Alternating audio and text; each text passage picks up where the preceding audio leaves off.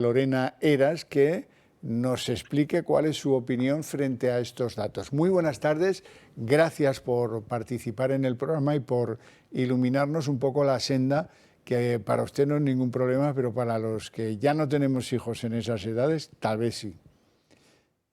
Muchas gracias, buenas tardes y encantada de estar con vosotros de nuevo, Javier.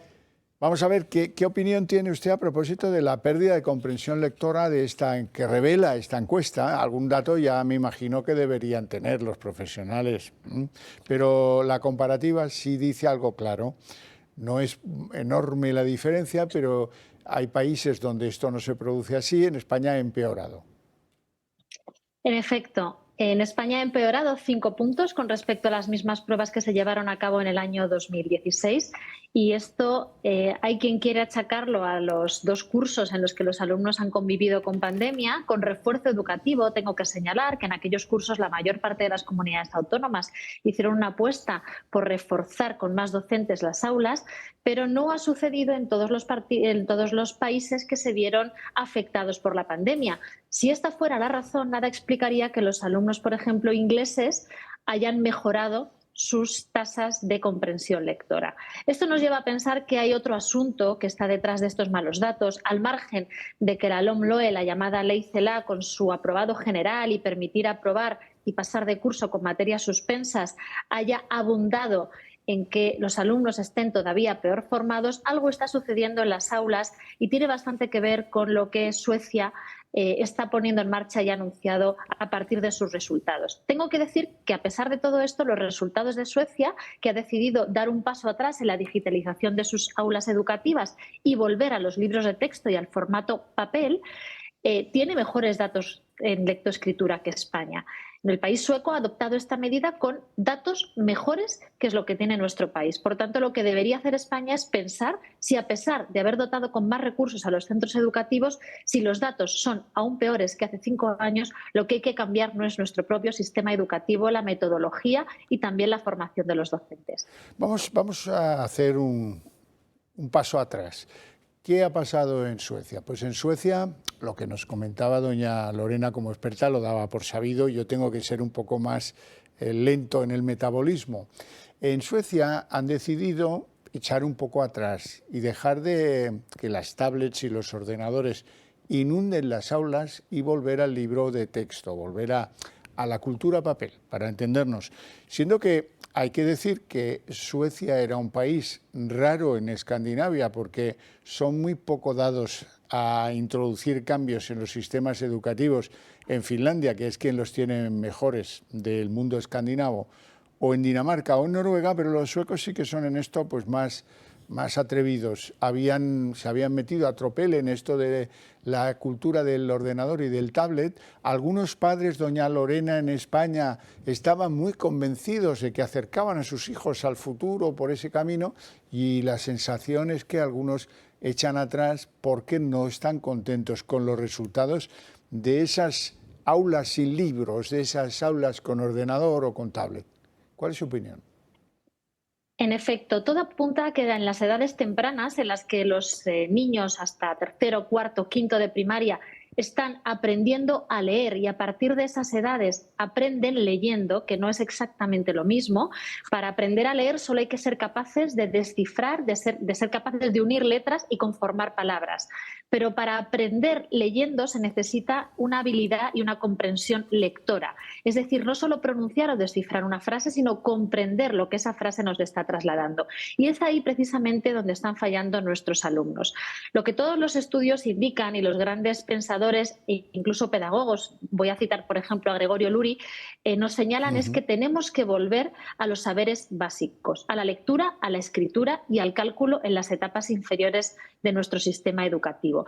La digitalización de las aulas tiene que ser una herramienta, pero no tiene que ser un fin en sí mismo. Los alumnos tienen que ser capaces de leer y de escribir a mano. Solo escribiendo somos los seres humanos capaces de organizar nuestras ideas, de razonar y de argumentar y explicar lo que estamos pensando. Muchas veces somos capaces de hablar, pero cuando tenemos que traducir en palabras y en escritura lo que estamos pensando o hablando, nos resulta mucho más complicado. Pues estas habilidades son las que necesitamos trabajar con nuestros alumnos. Y como digo, las tablets, los ordenadores y la digitalización dentro y fuera del aula tienen que ser un soporte y una ayuda, pero nunca un sustituto del libro de texto, del papel, del lapicero y del borrador. Algunos alumnos de algunas familias me preguntan qué podemos hacer para mejorar en ortografía. Bueno, pues no hay una regla mágica, y eso que el castellano es relativamente una lengua fácil, porque tal cual suena se puede escribir. No sucede lo mismo en otras lenguas en las que la escritura y la pronunciación están absolutamente disociadas, como pudiera ser el francés o también el inglés. Nuestra lengua es relativamente fácil. Aún así, la G y la J, la H o la ausencia de H no tiene reglas matemáticas. Y la única fórmula para que los alumnos sean capaces de no fallar en ortografía es que lean y que repitan las palabras que no han escrito correctamente. Aquello que nuestros maestros nos hacían de copiar 10, 15 o 20 veces las palabras en las que fallábamos en los dictados no era un modo de sadismo académico, era una necesidad de grabar en la mente y en la mano cómo se escribe una palabra. Solo así vamos a ser capaces en el futuro de reproducirla sin cometer errores ortográficos. No hay otra fórmula, no hay una píldora mágica para la ortografía, solo hay lectura y escritura. Una cosa muy importante también de los datos que ha arrojado este informe PIRLS que mencionabas es que los alumnos de cuarto de primaria cuyas familias leen habitualmente en casa y a las que les gusta leer, es decir, que son ejemplo para sus hijos, obtienen 540 puntos en lectura frente a los 498 de los alumnos a cuyas familias no les gusta leer. Esto sí está en la mano de nuestras casas. Es un ejemplo que estamos trasladando, el amor por los libros, por la lectura, y que estamos traspasando a nuestros estudiantes. Esto supone prácticamente, Javier, un curso de desfase en comprensión lectora. Que a los padres les guste leer y sean ejemplo en su casa para sus hijos, supone un curso académicamente hablando para ellos. Y esto es relativamente fácil de asumir, está en las manos de las familias y podemos acompañar también a la escuela. También lo que dice el informe PIRLS es que aquellas familias que juegan con sus hijos sobre palabras, sobre leer canciones de letras de las canciones, sobre leer cuentos, leer en alto, explicar y hablar, por ejemplo, en la cena sobre lo que ha sucedido ese día en la clase, jugar, como digo, a deletrear, a descifrar palabras, a encadenar una palabra con otra cuando hacemos trayectos, por ejemplo, en el coche, también mejora considerablemente los resultados de los alumnos hasta los 535 puntos, frente a los 510 de los alumnos que no tienen este tipo de actividades en sus hogares.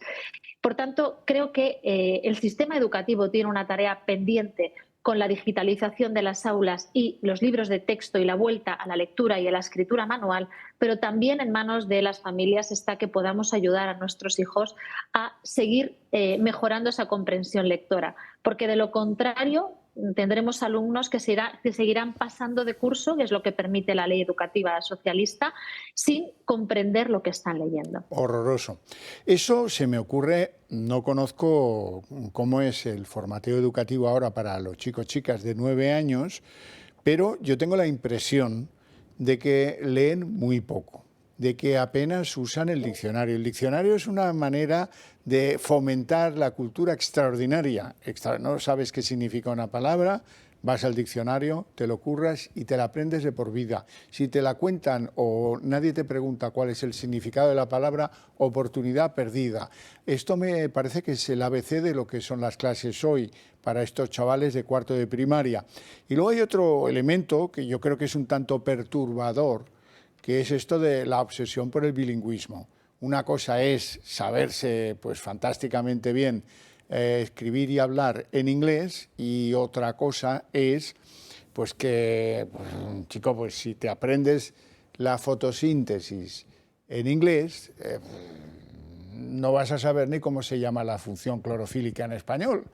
Es bastante, pues un poco confuso el aprendizaje cuando se manejan otras lenguas con asignaturas troncales como la biología o como, en fin, la historia, por ejemplo. ¿Cómo lo ves?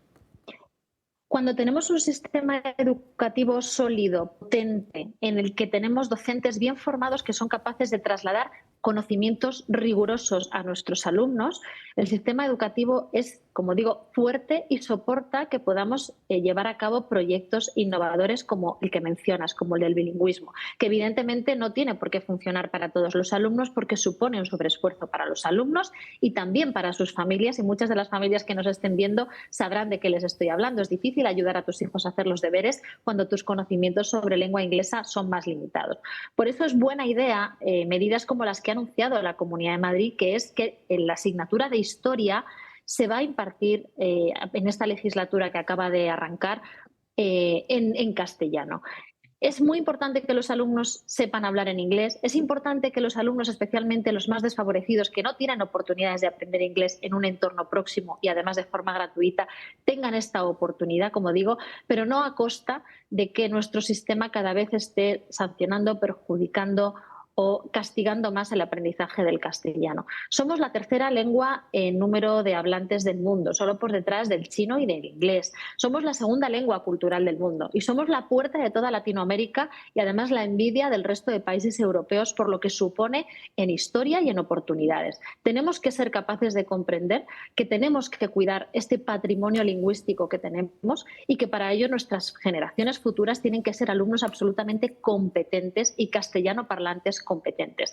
Hablabas de la falta de uso del diccionario. Yo a mis alumnos de segundo de bachillerato les obligo a instalarse en su teléfono móvil, del que no se separan ni de noche ni de día, la aplicación de la Real Academia Española del diccionario, porque resulta bastante fácil. A veces uno no tiene un diccionario en soporte papel a mano, pero resulta absolutamente sencillo en cualquier momento consultar cómo se escribe una palabra o cómo se conjuga un verbo, o sencillamente, bueno, pues si alguien tiene curiosidad, poder buscar un sinónimo.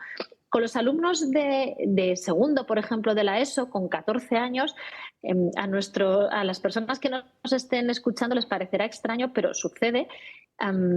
No son capaces de entender cómo se utiliza un diccionario. Uno se los lleva a la biblioteca y les explica: esto es un diccionario, buscad esta palabra, y algunos no lo han hecho nunca. Sí, sí. El orden alfabético lo conocen porque conocen el abecedario, pero cómo utilizar el abecedario y el orden alfabético para buscar una palabra en el propio diccionario les resulta una actividad absolutamente ignota. Creo que ahí es donde tenemos que seguir abundando, como digo, tanto el propio sistema educativo, los profesores, los docentes, también las administraciones educativas, comprender y entender qué es lo que está sucediendo. Está muy bien introducir contenidos como la ecología, la igualdad, en fin, otra serie de elementos o de valores en el sistema educativo, pero no puede ser nunca en detrimento de los saberes básicos que tenemos que utilizar y que los alumnos tienen que ser capaces de utilizar y tienen que ser competentes, no solo para la asignatura de lengua y literatura, sino para el resto de las asignaturas y en general para su propia formación como ciudadanos. Lorena Heras, como siempre, un placer tenerte en el programa. Gracias por ilustrarnos. Si alguno estaba preocupado, me parece que no ha dado usted pues demasiadas señales de, en fin, de que ya estamos encontrando la solución. Hay que trabajar y mucho si queremos arreglar esto, que es una vergüenza. Es una vergüenza. No había pasado hasta ahora nunca. En fin, como le digo, muchísimas gracias. Un fuerte abrazo. Gracias a ustedes. Un abrazo.